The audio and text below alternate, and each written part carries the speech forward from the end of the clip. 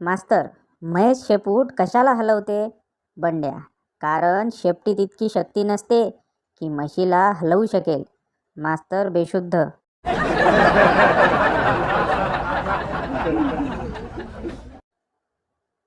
मुलगी शिकली, प्रगती झाली. मुलगा शिकला, प्रगतीलाच घरी घेऊन आला.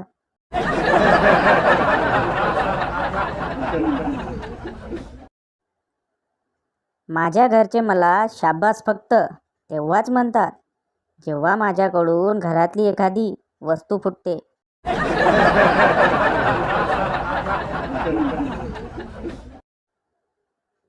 बाप, काय रे पोरा, शाळेतला पहिला दिवस कसा होता?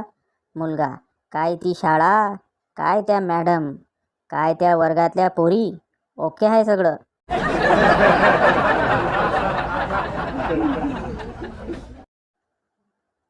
संता अपनी गर्लफ्रेंड के साथ बैठकर चिप्स खा रहा था. गर्लफ्रेंड बड़े प्यार से संता की आंखों में आंखें डालकर बोली, कुछ फील हो रहा है? संता, हाँ, तू मुझसे ज़्यादा चिप्स खा रही है.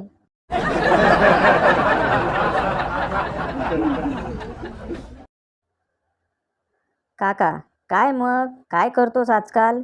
मुलगा, इंजिनियर झालो. काका, पण तू तर ITIला होता ना?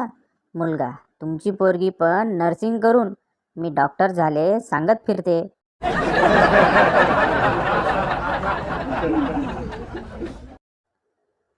शिकारी नवरा, आज अशी परिस्थिती झाली होती की एक तर वाघ मरेल किंवा मी.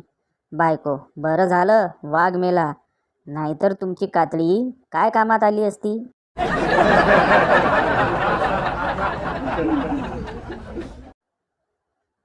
पिंकी, मी काल माझ्या नवऱ्याला सिनेमा हॉलमध्ये एका मुलीबरोबर पाहिले. चिंगी, मग तू त्याला पकडलंस का?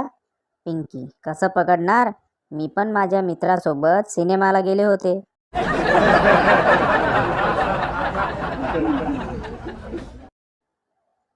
बाप मुलाला मेसेज करतो, तुझ्या लग्नासाठी फोटो पाठवत आहे, निर्णय घेऊन सांग. मुलगा, पहिली मुलगी पसंत आहे.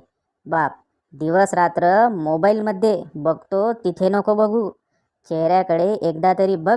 हरामखोर, सगळे फोटो एकाच मुलीचे आहेत.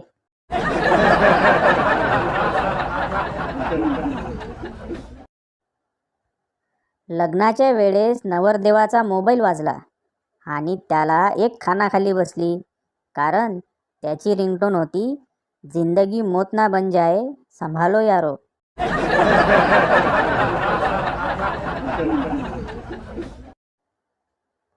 लग्न समारंभात बायका एकमेकींच्या साड्या बघून जळतात आणि पुरुष एकमेकांच्या बायका बघून.